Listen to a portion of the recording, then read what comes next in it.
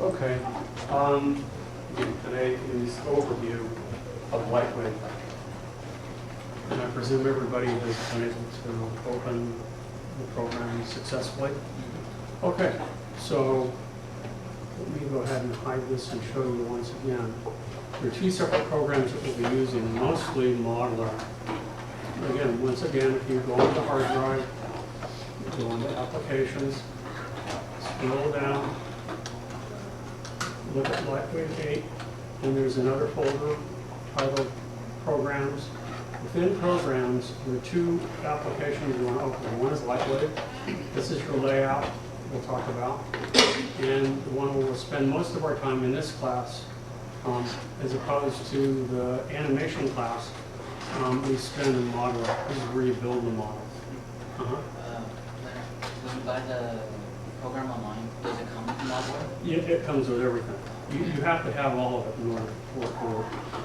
It's just the way the program was designed years ago, that it's actually separate applications, but it's all part of the Lightwave package. Okay. There's actually 3 applications. But one runs in the background. You'll notice that I have both open, and you'll see down here at the bottom where it says Hub. That's an additional application. And you're not supposed to, you're supposed to notice that it's open, but that's as far as it goes. You don't need to look at that. When it's working properly, that's the best thing. That it just sits there in the background because it allows you to move back and forth between modeler and layout. And I will, as the morning progresses, I will show you the process. What I want you to do, and it's not absolutely critical, but I think it will help a lot if you save your files the way I specify them to right now. Okay? So the first thing that you'll need to do is to create a new folder on your desktop. And if you right click, most of you should have a 3-button mouse.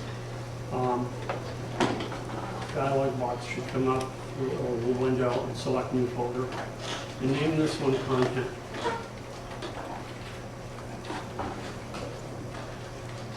Right click? Right click. Oh, then do a control click. Okay.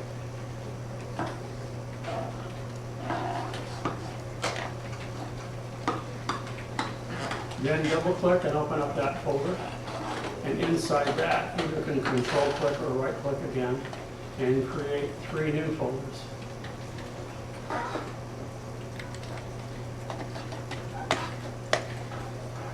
Okay. So the first one we're going to title, if you double click on that, we're going to title Images. Second one, order isn't important.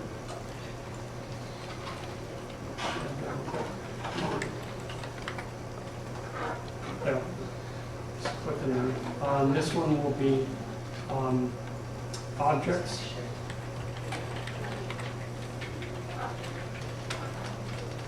And the next one will be Scenes.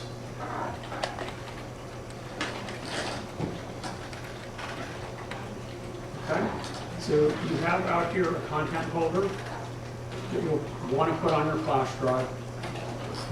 In the content folder, you have 3 folders, one titled Images, the other Objects, and the last one Scenes.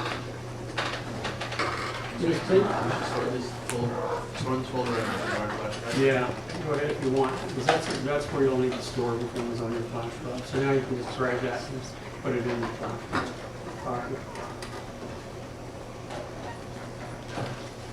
And in a moment, you'll see why this is important, how you have to organize all of your files. It can be critical.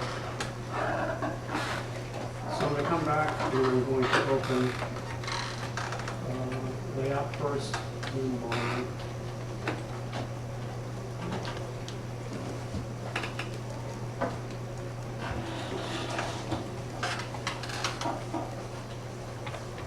So let's start with modeler. And it says modeler at the top, right here, Lightwave modeler 8.2. Is that what everybody else sees? Anybody know?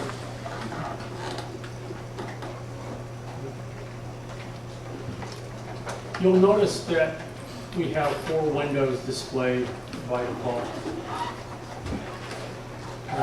In 3D modeling, you need to view your objects from at least three different views in order to place them accurately in space. When we're working in a 2D program, you're only working with the y-axis and the x-axis, right? And in 3D, now, perpendicular to the screen, you have the z-axis. So, for example, when we look at the top view, you're looking down on something, you only see, if you look here at the axes really carefully, I'm going to zoom in, maybe it doesn't, just change the size of the grid. If you look carefully on your own, you should see Z, so you'll see it perpendicular to the screen. This is looking down. So if you're looking at front view and then you look at the top, the Z is perpendicular to the screen.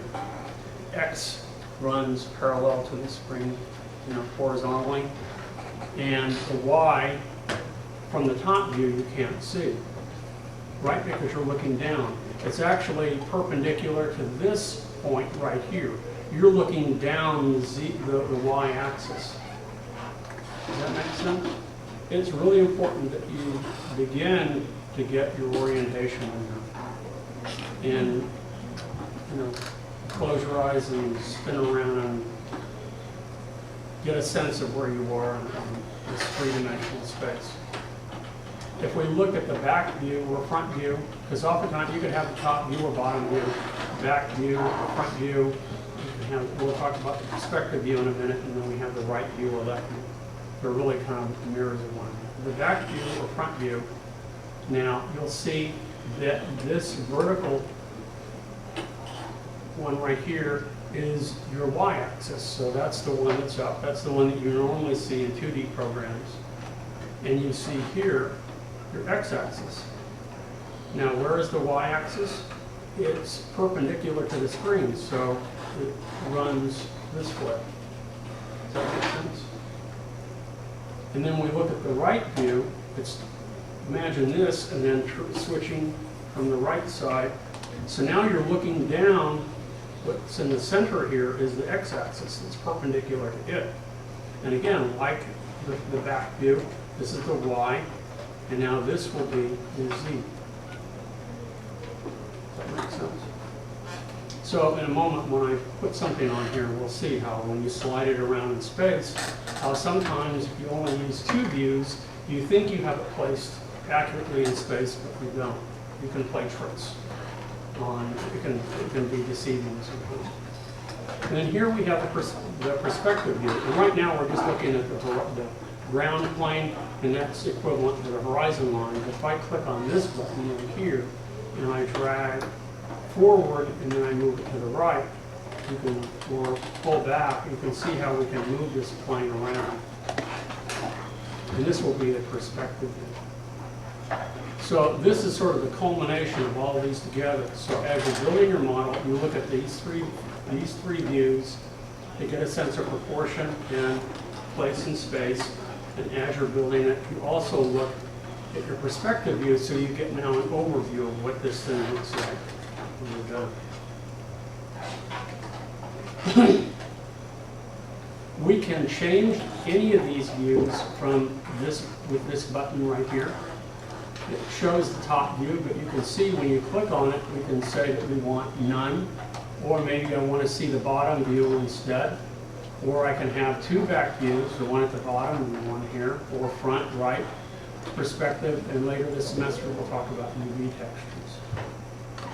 So this little button in the top left-hand corner of each of the quadrants allows you to change the views, and you can have multiple views that are the same. Maybe you want 2 perspective views. Okay. This button, or this little drop-down menu here, allows you to choose how you're viewing each of these. In the top, or the top view, back or front view, and the right view, I recommend that you mostly view them in wireframe, which is the default setting. We'll see in a minute, but there's lots of others all the way up to texture. And sometimes texture wire is pretty nice.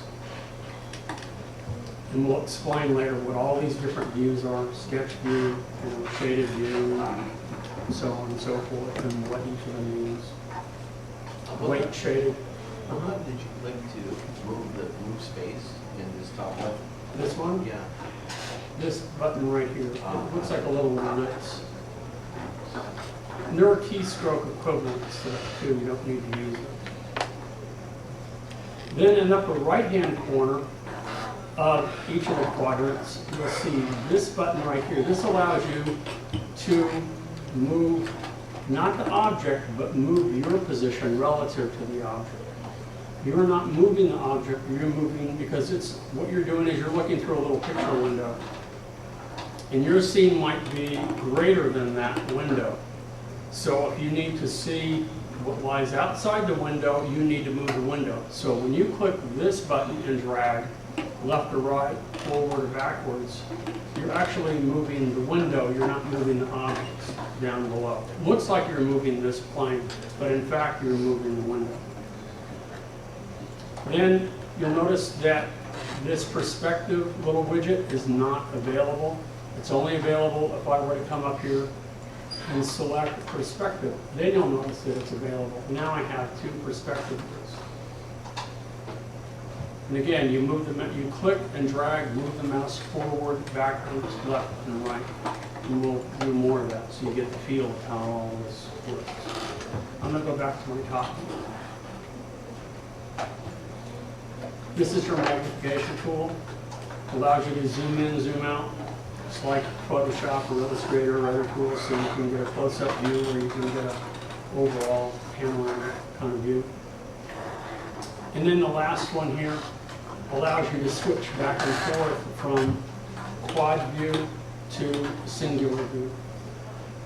So if you want to focus just on the top view for the moment, then you move your mouse over here and you can click on this. And now you just see the top view. And then you click back again, and then it brings you back to quad view. Okay. Now, these are the default settings. These can be changed. As the semester progresses, if you want to change it, you can, and I will show you how you can change it. There's lots of other configurations. But for right now, I would like, this is the default, a traditional view that we look at in here. How do you get it back to default? Click on this little button again. You just click on it again, Okay. and it will take you back. Well, okay. No, I mean, you see how the top of window is. How do you get it back to just a single line of Z? Oh, this here? Oh, okay. Hit A, A. Okay. and that takes you back. Okay.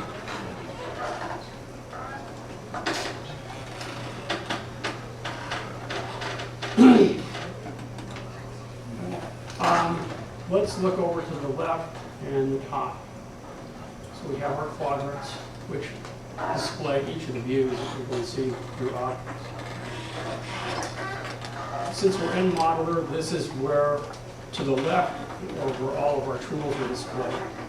But it's not just this set of tools, there are many, many more. You'll notice the tabs along the top. Each of these, when you select each of these tabs, there are sets of tools contained within each of them that we'll get to. Now, I'm missing, when I select create, it should drop almost all of it down here. I'm missing a bunch. And that might happen to you. So in a moment, we'll learn how to fix that. And it has to do with the way this program was set up on this computer. If you have this installed at home, it should not happen. But if you're missing some important tools, which we are, we want to make sure that we have them all. So these are our create tools. So for example, you'll notice that this one says primitives. And if I want to make a box, or I want to make a ball, or I want to make, this actually is a sphere, and we have cones. I'm sorry. A disc is a cylinder, cones, capsules, and there's even more. So there's an arrow here. Okay. There's more gears, all kinds of stuff. Torus shapes, which are donuts, basically. lots of others that are all considered primitives, and that's what we're going to start out with.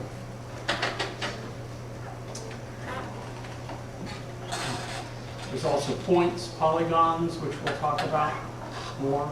You can see down here, you know, are you in polygon view, point view?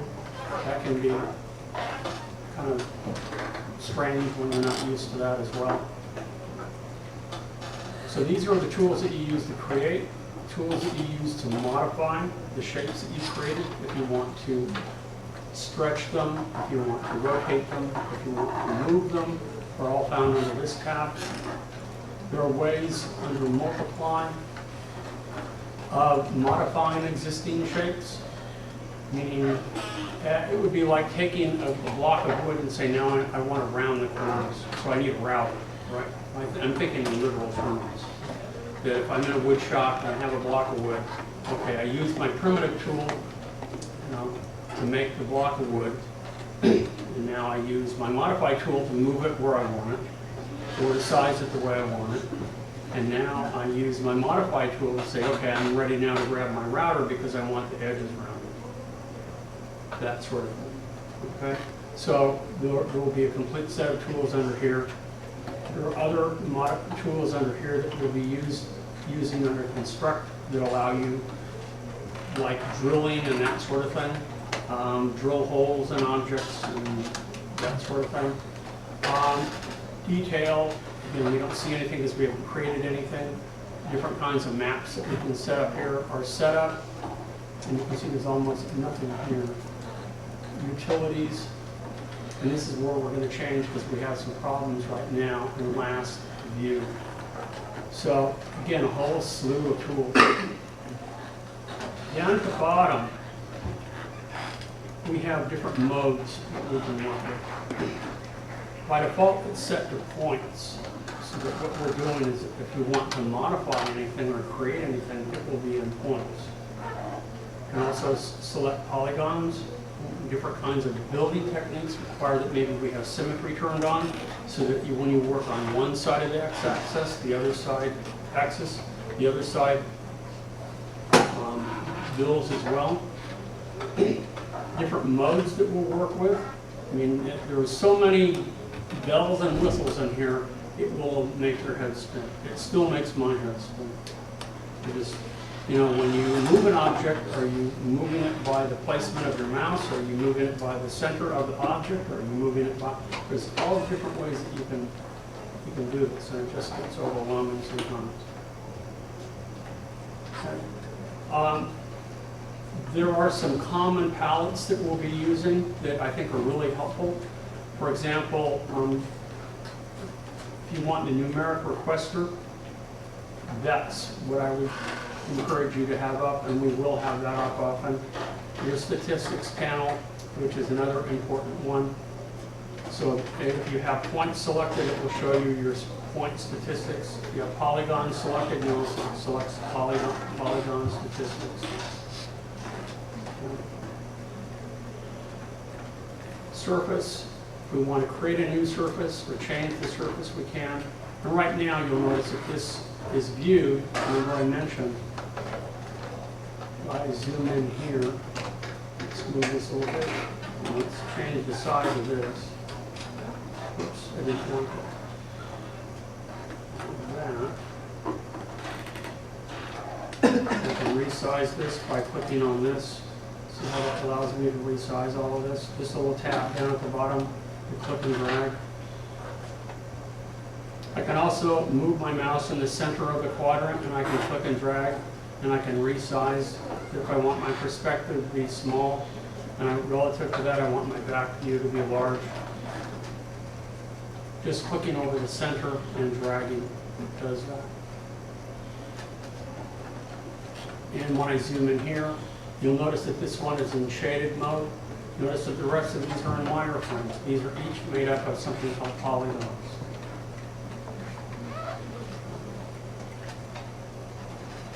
And then we'll be memorizing some key commands. If I want to cut this from here, Command X cuts, just removes it. Undo that, Command Z, and it brings it back. Some of those are pretty standard, some are not. Let me get these in.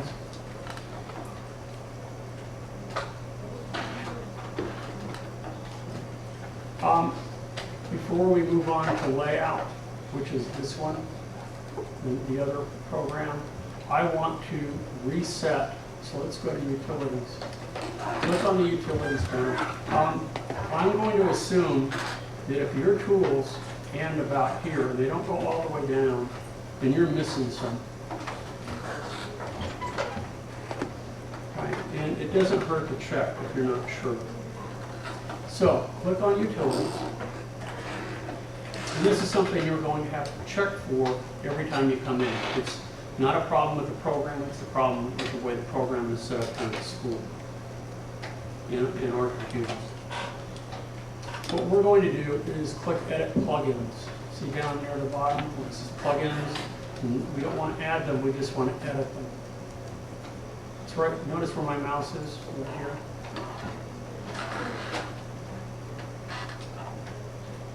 Okay, click on Edit Plugins. And it brings up this Edit Plugins dialog box. Now what we want to do is to scan our directory. So click on that button. And now this is where it's going to get a little confusing. Because we have to find the folder that has all the plugins in it and make sure that they're all loaded. Because if they're there, I don't think they've been deleted. The problem is that they're just not, the links have been broken temporarily. So what you're going to do is click on the top icon, the Macintosh hard drive, over to the left. Now you're going to click on the folder that says Applications. Now you're going to scroll down, and you're going to find Lightwave 8. And within the folder Lightwave 8, you should see a folder titled Plugins. When you click on that, you don't click inside it, you just click on the Plugins folder. Click Open.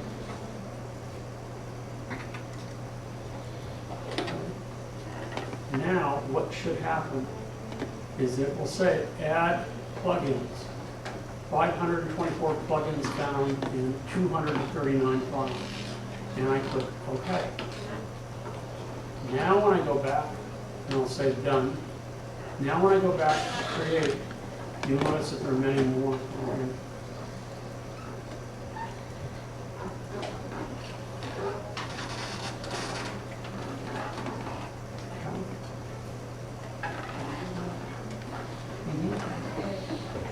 I'm sorry?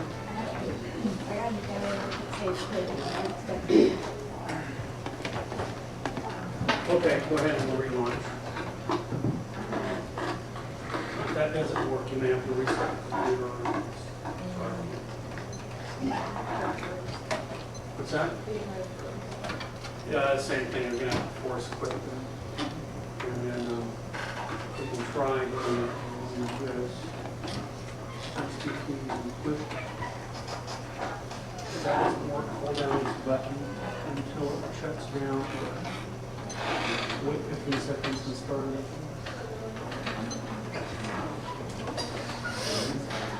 up. That's okay. We're going to go through this again.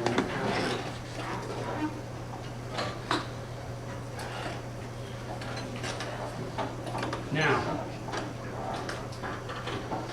what I'm going to do is open up an existing file. And there are lots of them in here. So what I'll do is I'll go File, Open. I want to load object. And I'm going to go to Applications. And I'm going to go inside. Go to Date. And I'm going to go to Content. So they have their own content folder. And I want to look at classic content. And within that, you notice they have the same thing. We don't need motions because we're not animating. Images, objects, and scenes. You'll look at objects, and you'll notice that there are a whole slew of folders in here. All kinds of stuff. I'm going to look at, let's see, characters, holiday, human, lots of different ones. I want to count. M. Okay, where's my cow? Then I'll click open. Boom, there's my cow.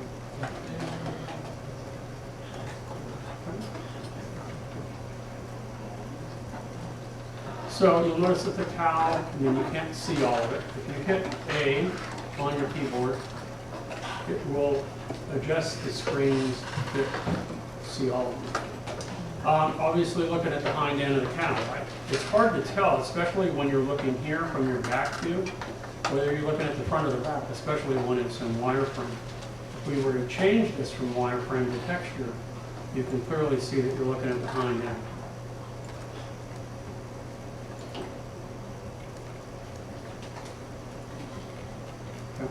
So if you'd rather look at the front of the cow than the hind end, click on this button and drag it to the left or right and move it forward or backwards until you can see it. So let's pretend we've used our tool, all of our tools, and we've built the cow. And we've applied surfaces to it so that it looks like a cowhide and all that good stuff. And we've saved the object of the cow. In fact, that wouldn't hurt right now. I'm going to go ahead, I'm going to go File, and say Save Object As. And this time, I'm going to save it in my folder. And that's the one that I created on the desktop. So if I go to, where is it right here? Where it's Places, if I click on Desktop, and I see my content folder, I click on that once. I click on Objects, because that's what this is that I'm saving, is an object. And I'll save it as cow, and the extension LWO stands for Lightwave object. And I save it. So now it's saved. Now, I want to see a final rendering of this, a final finished picture of this, if you want to call it. Or if you were in the animation class, you want to move it. Maybe you want to, and here you would have to add the bones, and then you would take them back, take up the layout, and then animate it. But now I want to take a snapshot, and that's when I use the term rendering. You were asking about that last time. It's basically taking a snapshot. So it's like, instead of the whole, 3D, you're just going to get like 2D. Yeah, when you're done, you'll get a 2D. Even when you do 3D animation, when you're done, it's still 2D, right? You can't actually put your hand in it. So it's you're rendering frames, and then you can save it as a QuickTime movie or whatever it is that you want. So now what I'm going to do is if I look at the little, let's look at the very top to the right here, you'll see that I have the cow open, that object. If I could have multiple objects open at any time, and you'll notice right here that first one that I didn't save, I didn't actually do anything, this is my unnamed object. But you could have a whole list of objects open at the same time, but you want to keep them separated. Think of going to the grocery store and having a shopping list, and you want all of your items separate. And that's what you need to do. You're building a list of items, and then when you build a scene is when you put all of those items together.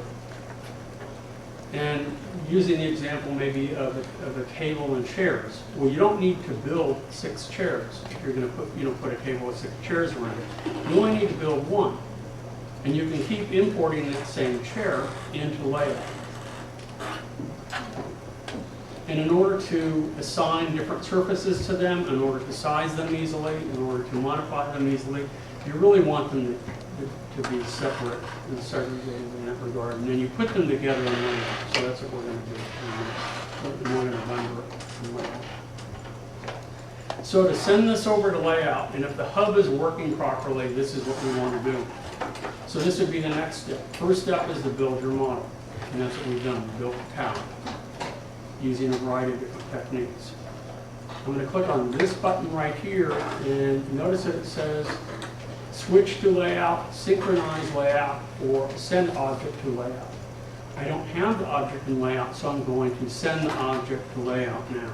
And if it works properly, it sends it over, and boom. it's in.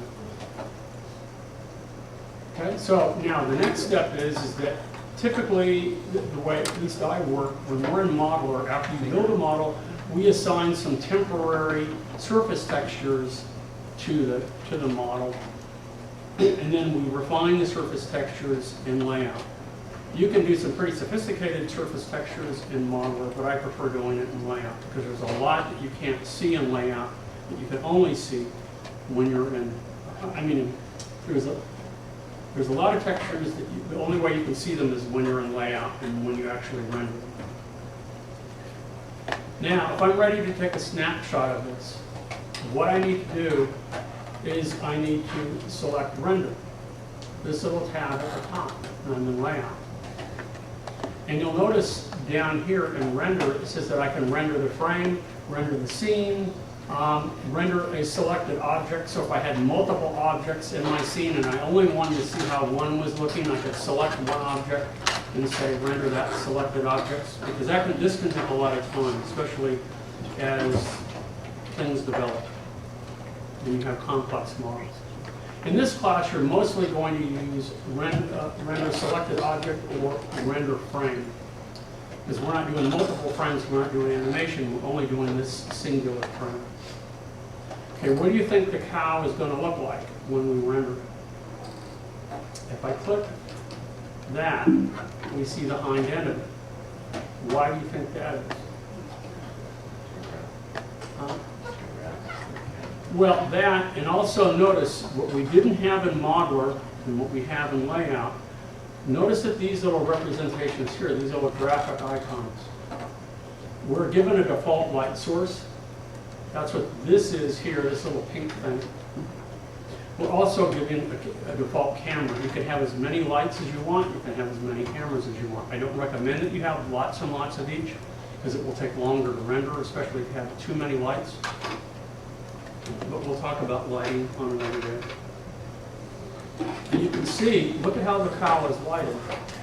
And when I select the light, I can now drag it over here, and it still looks the same, doesn't it? Because this is a particular kind of light. But watch if I go ahead, whoops, I didn't want to do that.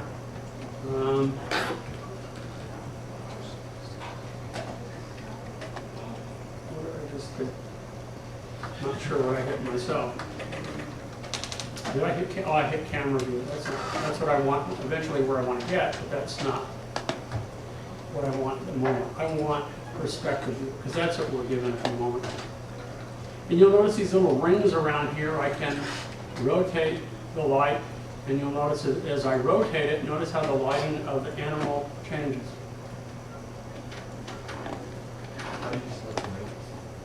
I hit Y, and that's for rotate. If you select modify, and you select rotate right here, you'll notice it's already selected.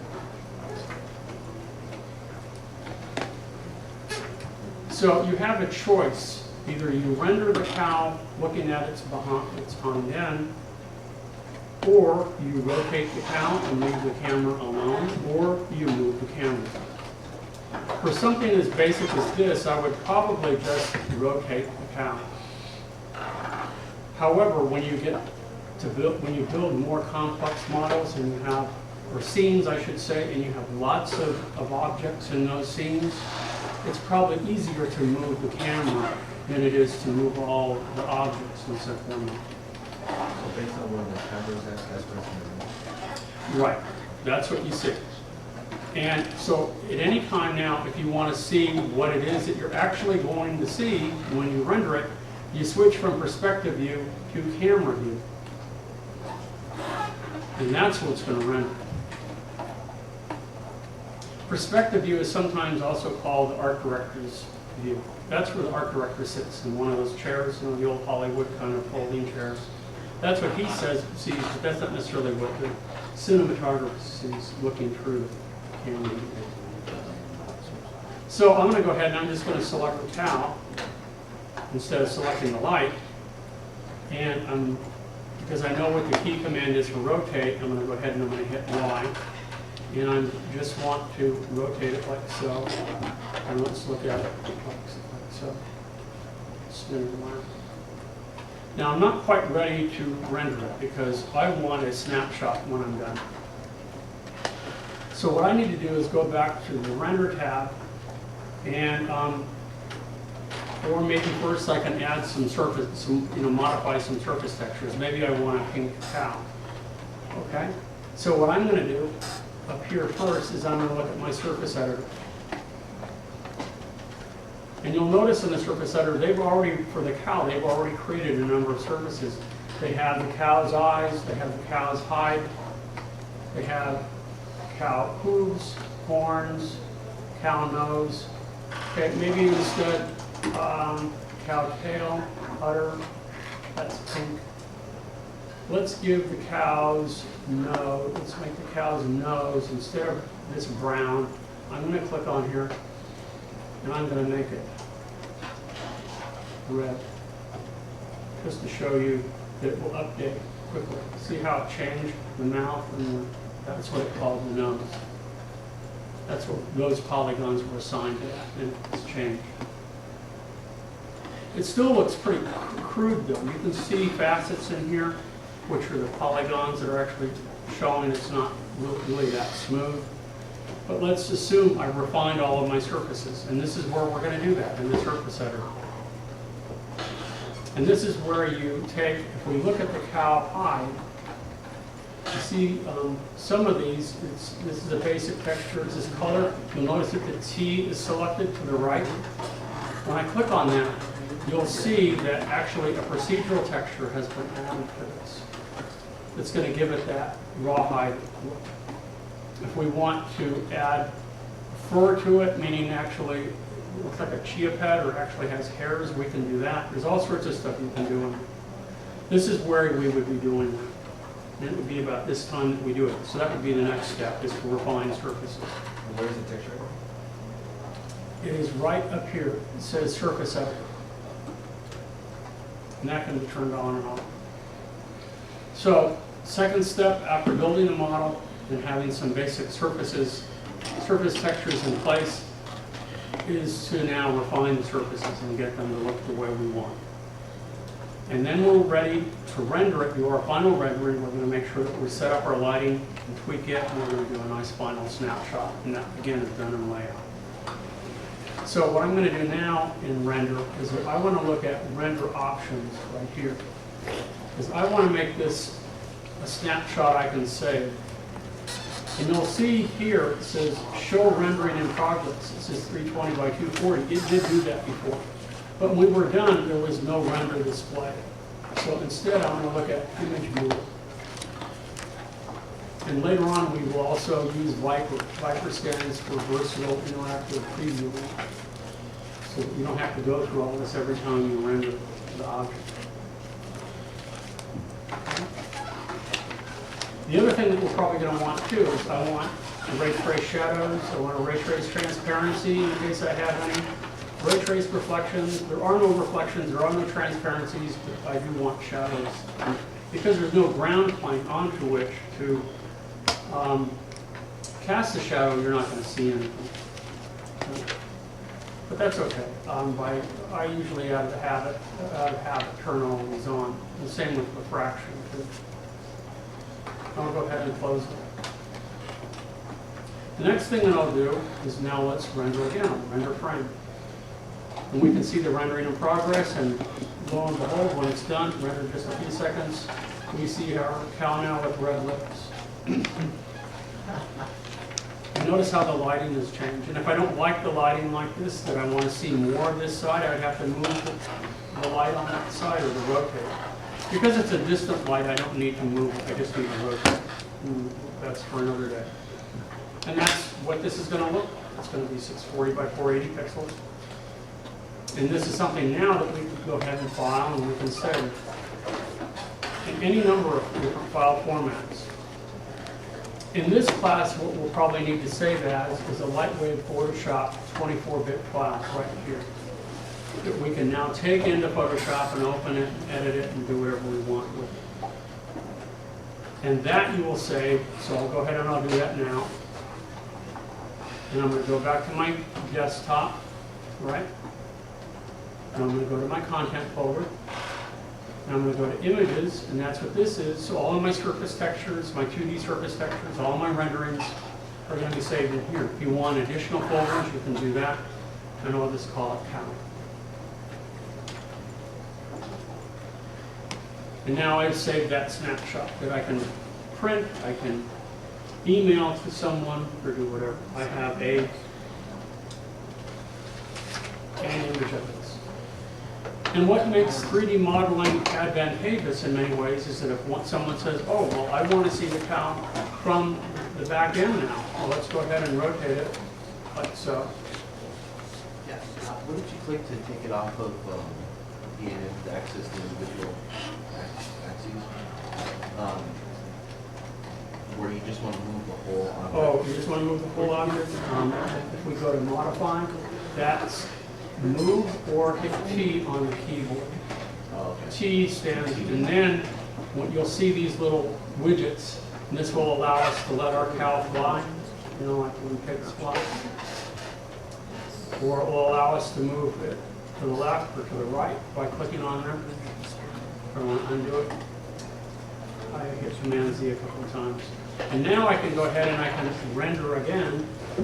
So let's go back to render and render frame. And now I have the same cow, but from a different point of view. This is one of the distinct advantages of working in 3D as opposed to working in Photoshop or Illustrator. Because once you build the object, you can view it from any angle. And you can squash it, you can distort it, you can animate it, you can do whatever to it. Okay, and take a snapshot of it. So this is the fundamental process that we're going to go through throughout this semester. We're going to spend most of our time in Modeler, because that's where you build it. And we'll switch to layout, where you will refine surface textures. When it describes the process in modeling, you set up some temporary surfaces. Just basic colors, or they're placeholders. And then when we go into layout, we'll refine them and get them to look just the way we want them, because maybe you want the cow to look like it's made of ceramic. Maybe it's a ceramic cow. You know, it looks, you know, it's one of those little milk things, you know, and it looks shiny and it looks, you know, it looks like ceramic. It doesn't look like a fuzzy cow, it looks like a ceramic cow. Well, that would be where you would refine it and you would render it and you would. So that's the basic process. Yes. No. Oh, okay. What was the question, though, to make sure? I was just saying that basically the modeler, we build it and Because in Modeler there are no lights, in Modeler there are no cameras. There are they look like the same surface editor, but they're actually different. And there are limited things that you can see in Modeler when you apply surfaces. You may apply a surface in Modeler and it will look not like you had expected. But when you take it into layout, you'll be able to see a little bit more, or especially when you render it, then you'll see the final. You know, you can't really see transparency that well. You can't see refractions. You can't see. If you add SAS Light, which is their version of adding fur and hair and things like that, you can't see that in OpenGL. The only way you can see that is when you render it. So that can be time consuming. That's why I said on Monday that, you know, that we're going to have to make sure that you pace yourself so that you leave adequate time when you're done for tweaking this, because sometimes it will take a while to render this. Right now, this is rendering fairly quickly. And then when you're done, you'll say, oh shoot, the hair is way too long. There's, if I can remember to bring it, Shrek, the first Shrek, and some of the bonus things, they'll show you the making of Shrek. And there are some really wonky things that happen that it looks like a chia pet, you know, donkey, one time. And it's just that somebody accidentally set the settings wrong. So it's pretty bizarre. And that you don't know until it's all done. Okay. And we can also go back to the layers and I don't know, it's not showing up yet. Or images. Why didn't you see that? Okay. Close that. And I can also go move up here and click back to model. And I can tweak this and refine it and do whatever I want. So for example, if I wanted to modify this, and I'm going to use something called the magnet tool, and I want to do something really bizarre to my cow here. And I'm going to come over here, and then I'm going to give it some voltages, of course. Do some strange things. Okay? So this is where you would modify it. And then we could go back, and I'll switch back to layout, and then it should automatically change it. Okay? So you'd be toggling back and forth.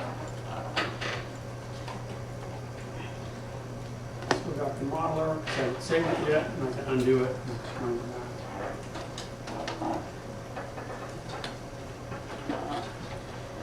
Okay. So that's the fundamental process. Everybody thoroughly lost? It's okay if you are. We haven't even touched the basics. There's just so much. And I don't want you to be intimidated.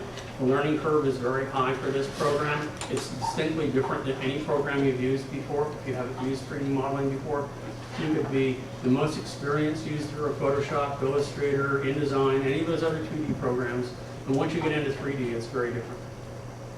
As soon as you work with that third dimension and you start to actually build objects, as opposed to traditionally draw them, it's different altogether. If you've worked in architecture or something like that, you've worked with CAD programs and stuff, it's really fundamentally the same as what you're doing. Okay.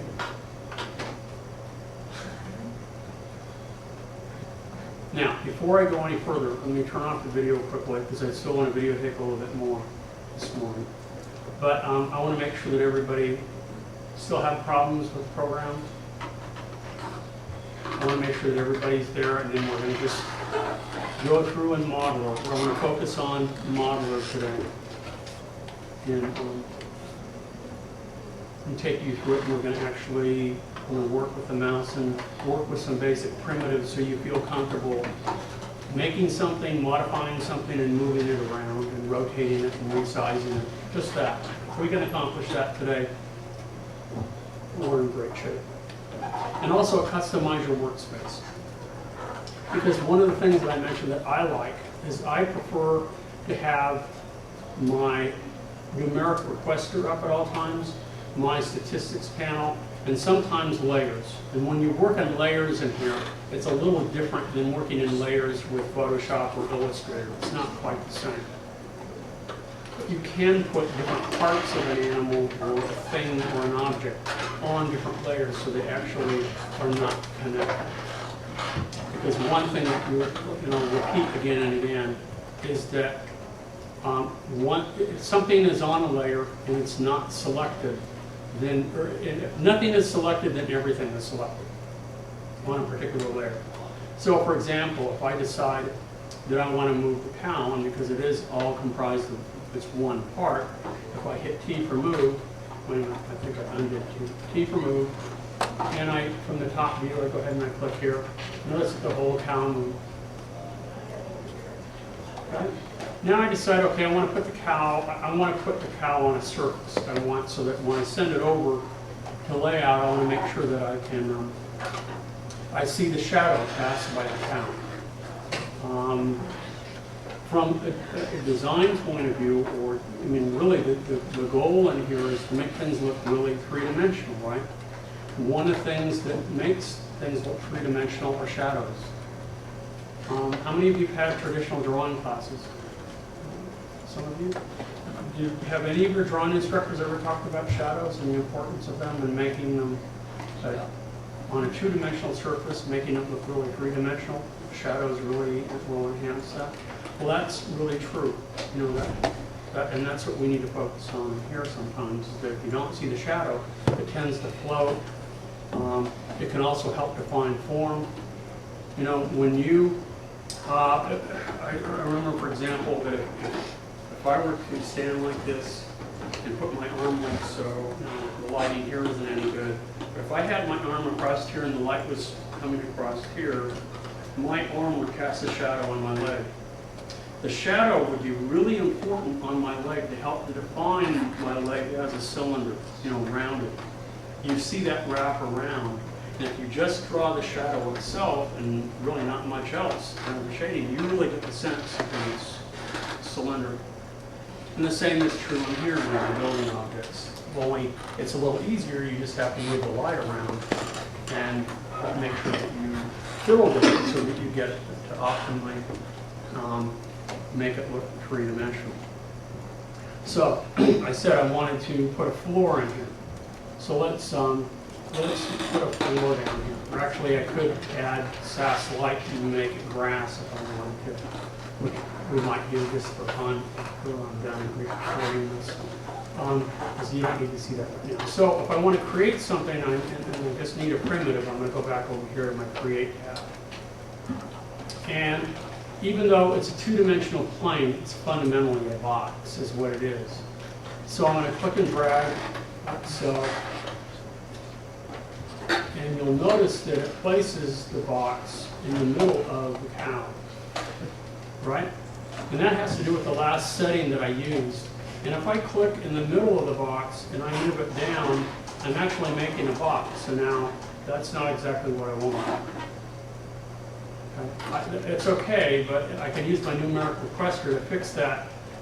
But instead, I'm just going to cancel this out by clicking down here in the lower left-hand corner.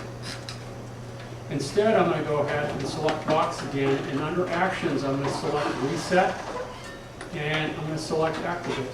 And now I do have a little box here. How did you open the This numeric requester, either hit N on the keyboard, or the little button down here at the bottom where it says numeric. This I would like you to have up at all times. It really will help you.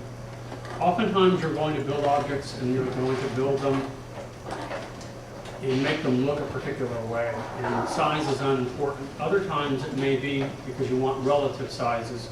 So that's when this will be useful. And you'll notice when we look at the numeric requester of the box underneath here, that X, Y, and Z axis, it tells us how many segments, how many sides. It also gives us the width of this. It's 1 meter. Well, what if I want the width of this to be 3 meters? I can either highlight that and hit 3 and hit my tab, and I made it 3. The next one down, I can also use this little button to the right, which is this spinner. Notice that I'm making it height. The height, I can increase it or decrease it. Well, I want it to be 0. So I'm going to go highlight that and make it 0 so that it's a flat plane. Okay. And we'll change the depth and make it 3 also. So I'll hit 3. Okay. So now I have a plane. And let's look at the top of it to make sure that we can see it. Because if we look at the bottom, we can't see it. And I'll talk about this Monday. How did you get it, the plane to be on the bottom? You being down here as opposed to up there, I hit, because by resetting it, it's at the center of the object to the middle of our universe here, 0, 0, 0. And then when I put 0 for height, it automatically squashed it down to that point. But what I can do, if I wanted to move this whole thing up, you'll notice the center X, Y, and Z is 0, 0, 0. You can move that there too. And that's an absolute center. That's the center of your universe here. You know, I have all the same figures typed into the numeric box tool there, and it's not doing that action on the. Did you hit tab Yeah. when you're done? Because then that will set whatever settings that you've used. Or hit return.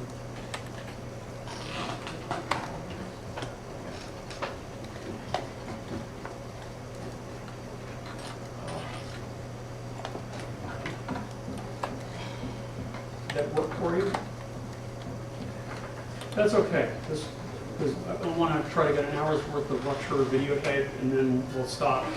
We'll take a quick break, and then we'll come back and we'll do all this again, but I'm not going to record 3 hours worth. It takes too long. Okay, so once I'm done making my box, or my plane, and I have it in place, when you're done with an action, you turn off the tool. When you're done, that fixes it.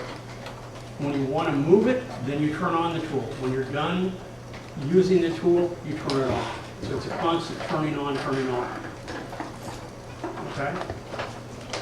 Now if I wish to move, if I decided, you know what, I wanted to resize the floor, it looks a little too small. Okay, so I go to my modify tool, and I select size, and I think, okay, I'm ready to resize it. I selected the plane before, and now when I go ahead and I resize it, watch what happens. I resized everything. If nothing is selected, everything is selected.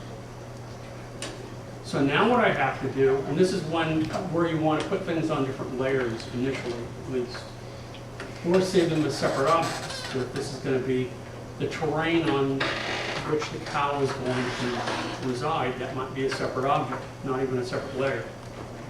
But because I know that this is a polygon, I can select polygons, and I can select just this polygon right here. I don't want size, turn it off, ready, boom. And notice that just the plane is selected, because I had polygons selected, no tools were selected, and I clicked on it, and now only this one plane is selected. And now when I hit T for move, or actually size, and I make it bigger, okay, what I'm going to do is I'm going to change the mode, and I'm going to make it from the center of my selection. Because right now it's resizing it based on the placement of my mouse. That's what mode does. Now I want action center of mouse, but I want center of origin, or actually center of selection. And now when I click on it, drag, notice it makes it bigger, and everything else is left alone. They're both on this layer, the same layer, because one thing is selected and not the other. That changes. I can go ahead and I can turn this off and deselect. And now let's switch to layout. Notice it brings it in. Let's look at this. We still have camera view here. Okay. This time I'm going to move the camera, so I'll select the camera. I'm going to move in close. So let's hit 1 for rotate.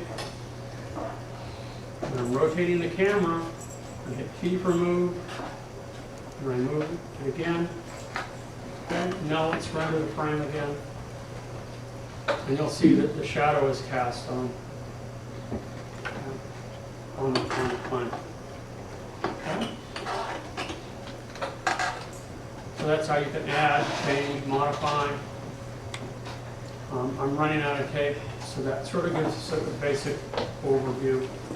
And then we'll have to cover some more. I'm running out of tape. And then let's take a break. And we'll come back, and I'm going to start over again, and you're going to follow along with me. Okay? And make sure that everybody's computer is running. And we'll take whatever time we need to make sure that this works. And if you don't have a computer, because a few of these are down, then you're going to have to unfortunately share with some folks. Okay?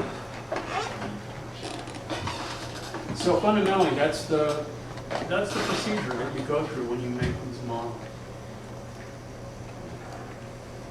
Much difference between Lightwave 8 and 9?